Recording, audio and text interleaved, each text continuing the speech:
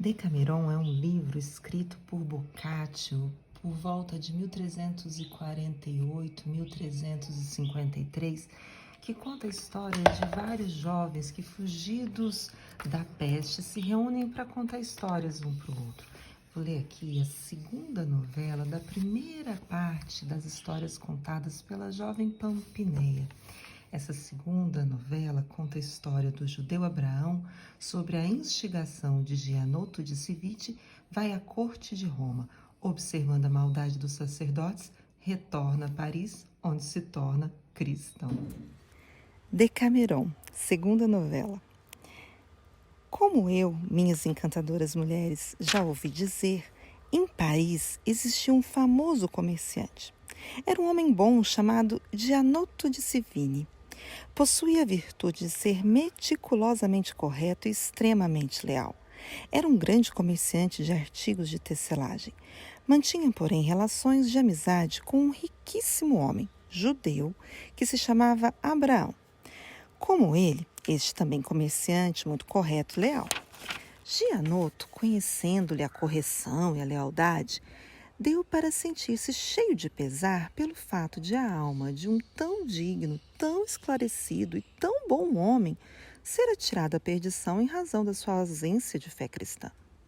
Assim sendo, começou a pedir-lhe, com jeito amigável, que deixasse os erros da fé judaica e adotasse a religião de Cristo. Abraão, era argumento de Gianotto, podia perfeitamente ver que essa religião santa e generosa prosperava e crescia, enquanto a judaica, pelo contrário, conforme ele também podia perceber, estava diminuindo e reduzia-se a nada. Respondia o judeu, costumeiramente, que não havia no seu entender nenhuma religião tida como santa e generosa, a não ser a judaica. Como argumento, dizia que nascera nessa religião e queria continuar a viver e, afinal, morrer nela. Nenhuma circunstância poderia haver nunca que o afastasse de tal propósito. Gianotto jamais se considerou vencido. Por alguns dias não falou coisa alguma a Abraão sobre o assunto. Passado algum tempo, contudo, procurou mostrar-lhe, resumidamente mesmo, como a maioria dos comerciantes faz, os motivos pelos quais a nossa religião devia ser melhor do que a judaica. O judeu, instruído fortemente na lei de Israel e que se tornara mestre nela, começou a apreciar grandemente as demonstrações de Gianotto. Não obstante, obstinado como estava em sua fé, não se afastava dela. Tanto quanto ele se tornara obstinado, tanto mais Gianotto não se cansava de o aliciar. E tão insistente foi nesse mister que o judeu, comovido com essa contínua obstinação, disse: Olha, Gianotto, você tem prazer em que me faça cristão, e estou disposto a fazer isso. Desejo tão sinceramente que pretendo primeiro ir a Roma e ali ver aquele que você afirma ser o vigário de Deus na terra. Quero analisar as maneiras, os costumes, tanto dele quanto dos seus irmãos, os cardeais.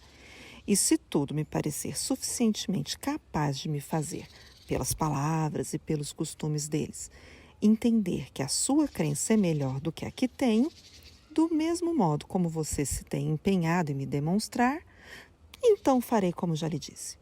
Se não suceder assim, continuarei sendo judeu como sou. Ao ouvir isso, Gianotto ficou tremendamente penalizado e a si mesmo disse: perdi todo o meu trabalho, que tão bem empregado me parecia. Imaginava que esse judeu já estivesse convertido.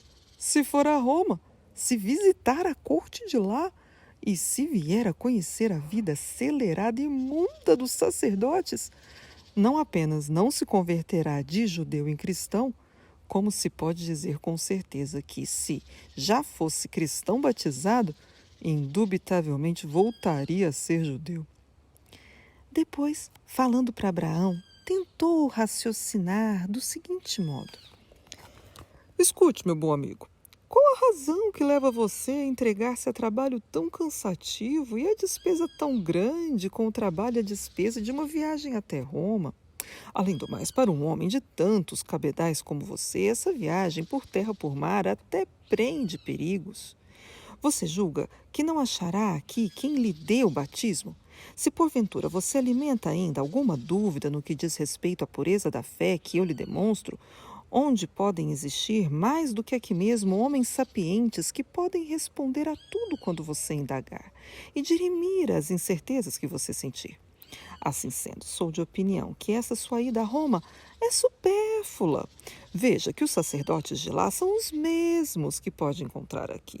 Certamente serão tanto melhores quanto mais próximos se acharem do pastor principal. Assim sendo, segundo o meu modo de ver, é melhor que você reserve essa viagem para outra oportunidade, quando precisar alcançar algum perdão. Nessa ocasião, provavelmente, eu lhe farei companhia. A isto, o judeu respondeu: acredito, Gianotto, que seja assim como você diz. Entretanto, devolvo-lhe as muitas palavras com uma frase apenas. Declaro-lhe que estou completamente resolvido a ir a Roma, se é que você quer que eu faça o que tanto me pede para fazer. Se não, não farei coisa alguma. Gianotto, conhecendo a inabalável vontade do outro, disse: então vai, felicidade. E ficou intimamente convicto de que o judeu jamais se tornaria cristão, sobretudo após constatar o que ocorria na corte de Roma. Contudo, como não estava perdendo nada com isso, concordou. O judeu subiu ao seu cavalo e, tão depressa quanto pôde, dirigiu-se para a corte de Roma. Chegando lá, foi recebido com todas as atenções pelos seus correligionários israelitas. Permanecendo em Roma, sem contar a ninguém a razão que ali o levara, tratou com cautela de observar os modos do Papa, dos cardeais e dos outros sacerdotes, assim como de todos os cortesãos. Adicionando o que observou pessoalmente como homem conhecedor dos homens que ele era, aquilo de que alguém o pôs ao corrente, o judeu chegou à conclusão de que, desde o mais altamente colocado até ao mais humilde, todos, em geral, em Roma, cometiam desonestissimamente o pecado da luxúria. Pecavam não apenas por luxúria natural, como ainda por atos de sodomia, e tudo ocorria sem nenhum freio, representado pelo remorso ou pela vergonha. Grande era o poder das meretrizes e dos efeminados para empretar fosse o que fosse que se revestisse de importância. Além do mais, notou publicamente que todos eram universalmente gulosos, beberrões, bebedores e mais cuidavam do próprio ventre como animais irracionais dados à luxúria do que de qualquer outra coisa. Aprofundando sua observação, descobriu que todos eram avarentos e sequiosos por dinheiro. Vendiam sangue humano e, sobretudo, o sangue cristão. Faziam comércio das coisas divinas, fossem elas quais fossem, ainda que pertencessem aos sacrifícios e aos benefícios. Vendiam e compravam dinheiro para conseguir maior lucro. Em Roma, existiam muito mais lojas de fazendas e de outras coisas do que em Paris. A simonia mais evidente tinham os romanos dado o nome de procuradoria. A gula davam o nome de subsistência. Como se Deus, ainda colocando-se de parte o significado das palavras, desconhecesse mesmo a intenção dos malvados espíritos e pudesse ser iludido à maneira dos humanos pelo disfarce vulgar do nome que se dava às coisas. Tais fatos, juntados a muitos outros sobre os quais devemos calar, desagradaram extremamente ao judeu. Era ele um homem sóbrio e modesto. Tendo-lhe parecido, portanto, que já era o suficiente, tratou de voltar a Paris e assim fez. Ao saber que o amigo voltara, Gianotto foi procurá-lo, e os dois fizeram-se grandes demonstrações por outra vez se encontrarem. Gianotto esperava tudo, menos que o judeu se tivesse convertido. Depois que Abraão descansou alguns dias, Gianotto indagou que juízo fizera do Santo Padre, dos cardeais e dos cortesões de Roma. A isso, o judeu retrucou sem pestanejar: parece-me que é coisa má que Deus dê ventura a todos quanto eles são. Afirmo-lhe tal coisa porque, se me foi dado examinar bem os fatos, não me pareceu ver ali qualquer santidade, nem qualquer devoção, nem qualquer obra pia, nem qualquer exemplo de vida decente em pessoa de clérigo. Apenas vi luxúria, avareza e gula e outras idênticas a essas e até piores, se é que coisas piores podem haver, cometidas por alguém. Tive a impressão de ver tanta gente vivendo inteiramente contente que passei a ver naquilo antes uma oficina de operações do diabo do que um templo de atos de Deus. Pelo que me foi dado considerar com extrema solicitude, inteligência e arte, pareceu-me que o seu pastor e, consequentemente, todos os demais fazem todos os esforços para reduzir a nada e mesmo até para apagar do mundo a religião de Cristo, em lugar de ser, como deveriam, os seus sustentáculos e suas bases. Contudo, pelo que noto, prazerosamente, não virá para tal religião o futuro que eles afanosamente tentam dar-lhe. Essa religião, ao invés disso, crescerá, vai expandir-se, vai tornar-se sempre mais luminosa e mais brilhante. Assim sendo, pareceu-me compreender que é o Espírito Santo, merecidamente o seu sustentáculo e a sua base, como é conveniente a uma religião mais certa e mais santa do que nenhuma outra.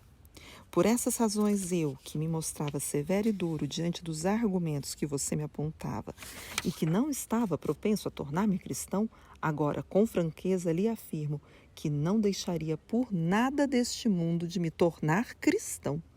Vamos, portanto, à igreja, e ali mande que me seja dado o batismo conforme a tradição de toda sua santa crença. Gianotto, que estava aguardando um final inteiramente diverso deste, escutando o judeu falar desse modo, transformou-se no homem mais feliz do mundo em qualquer tempo. Foi com um amigo a Nossa Senhora de Paris, solicitou aos padres de lá que ministrassem o batismo a Abraão.